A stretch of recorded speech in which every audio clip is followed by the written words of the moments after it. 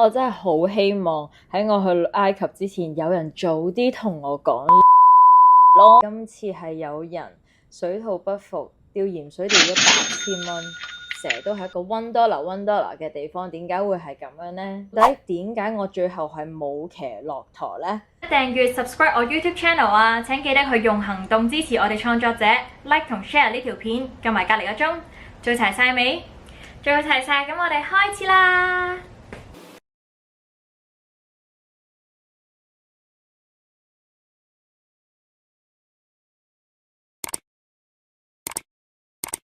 好，歡迎嚟到我 channel 啦，又係我 Cici 啊！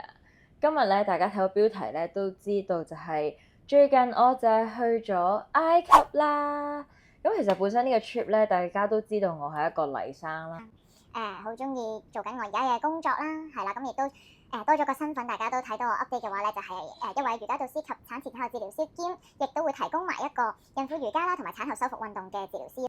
其實係從未諗過話，哦，原來我能夠喺30歲前去到埃及嘅。咁啊，因為早前咧就係屋企人本身就係報咗團係去埃及先啦。咁啊，然後屋企人同我講話啊，其實剩翻最後一個位。咁我嗰陣時就諗，其實我2025年咧去嘅旅行咧都只係講緊去咗一次啫，就係去新加坡嗰幾日啦，都係一個快閃嘅 trip。咁我覺得今次嘅月份去係最好嘅，因為問翻其實當地嘅導遊啊，都係講啦7至8月啊，或者係呢啲咁淡季咧，因為係最熱嘅時候，講緊可能去到40幾50幾度，真係好誇張。當然啦，去到嗰度嘅旅遊景點就會相對少人啦，但係真係睇翻自己身體情況啦。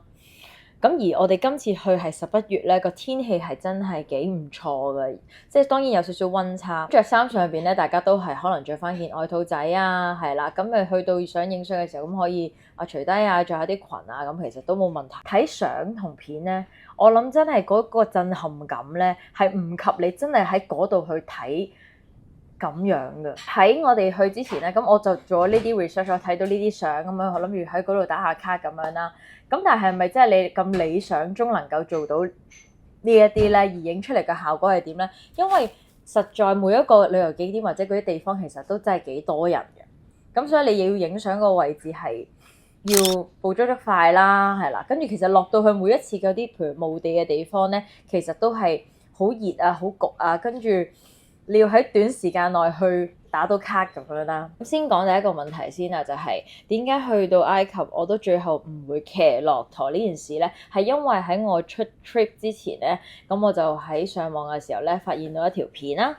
咁條片咧就係你哋而家眼見呢一條片咧，係你會發現原來咧喺埃及嗰度嘅當地人咧係唔會善待所有嗰度嘅動物啊，馬啦或者係駱駝啦，其實掀開佢哋嗰啲叫做風係咪咧？係啦，即係騎上去嗰啲位置咧，全部都係傷口，同埋環境係相當惡劣㗎。咁當然啦，我哋去到當地嘅地方咧，你係唔會見到呢啲畫面嘅，因為都非常之嘔心啦。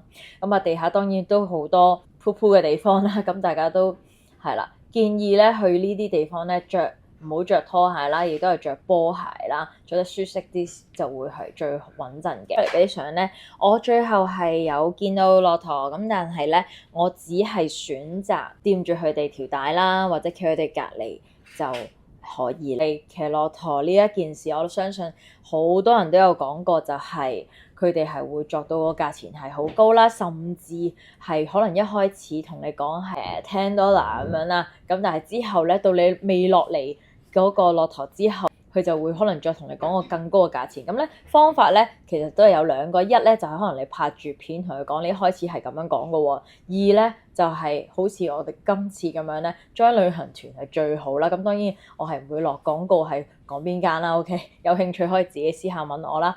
咁但係咧，其實點解我覺得只體驗感咧，就算係個年輕一輩啦，都係可能好多人會中意自由行咁。對於一個埃及嘅地方咧，我自己體驗完之後都真係好同意咧，跟團係最好嘅喎。你嗰度亦都有香港嘅導遊，亦都有當地嘅導遊啦。佢哋係識嗰度嘅講嘅陀地啊，或者識朋友啦，佢哋一講下 baby 嗱好多 social friendly 啊，問你去買啊咁樣啦，咁起碼你唔會係呃你錢先啦。去每一個旅行嘅地方咧，都係總會有啲善良嘅人，係咪？亦都有啲立心不良嘅人啊，搶你錢啊，或者可能係呃你啊咁樣啦。咁但係其實成個過程中咧，我自己覺得成個 trip 最辛苦嘅地方咧，就即使係一個哇，你瑜伽導師嚟㗎咯喎，身體其實都應該冇問題啊咁樣，但係我覺得坐車嘅 travel time 係最辛苦，因為每一個景點神殿與神殿啦嘅嗰啲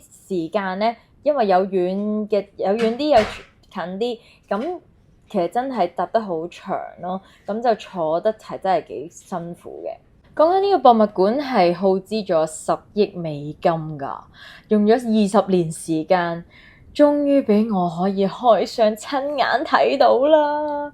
真係好興奮，因為咧，我想講呢個 trip 簡直咧就係你係置身於一個歷史書咁樣，你係行入去咁樣，然後係好一個沉浸式嘅體驗啦，好似係啦。咁如果人生中你係未去過嘅，真係值得去一次。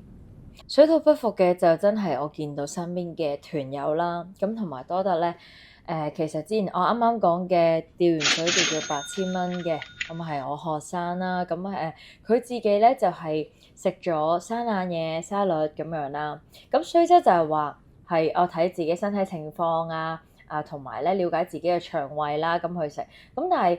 所以真係嘅，聽完呢樣嘢咧，我的確喺呢9日咧係忍口唔食雪糕、唔食生冷嘢、凍嘅嘢係啦，咁之後咧就冇事啦。咁所以我都真係好建議咧，準備去埃及啊，或者可能係土耳其啊，可能其他嘅呢啲中東嘅或者其他地方啦，係啦，咁都係。同埋第二樣嘢都真係講彩數嘅，你好唔好彩咯？係咧，生活上多少少嘅嘢啦。其實咧，去到嘅酒店啊，住埋船㗎嘛，我哋因為要睇埋尼羅河啊，即係咁樣經過嗰啲地方啦，先可以去到第啲嘅神殿啦。幸運咧，今次嘅團咧係有幫到我哋 upgrade 到所有嘅房間，包括酒店嘅質素啦，同埋我哋住嘅船咧，原本咧係呢啲嘅。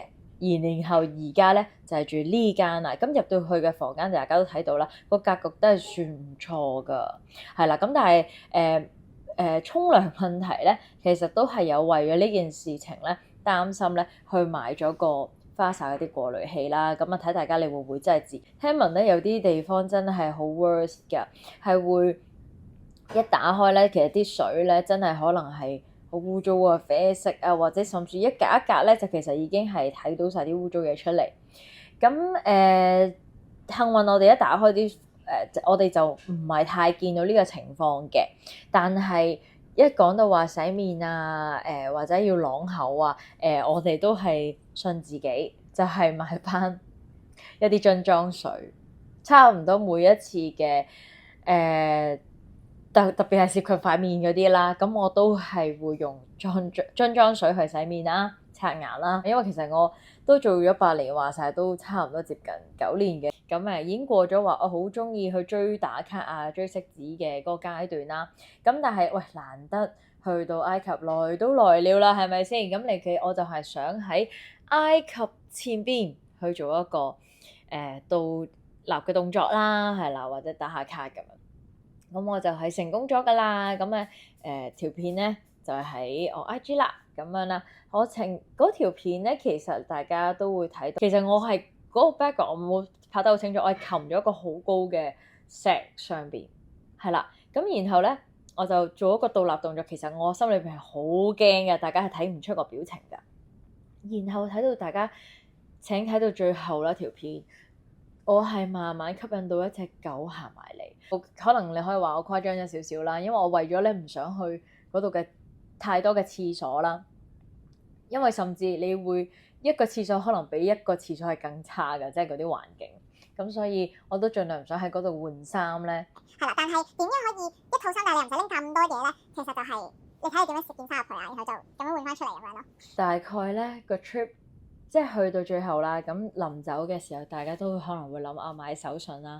但係其實講真，由去之前啊，或者甚至去到咧，其實個市集係好旺嘅，我好多嘢買，但係你會發覺嚟嚟去都係嗰啲，即係等同於我哋睇嘅神殿一樣啦，係啦，你會開始審美疲勞。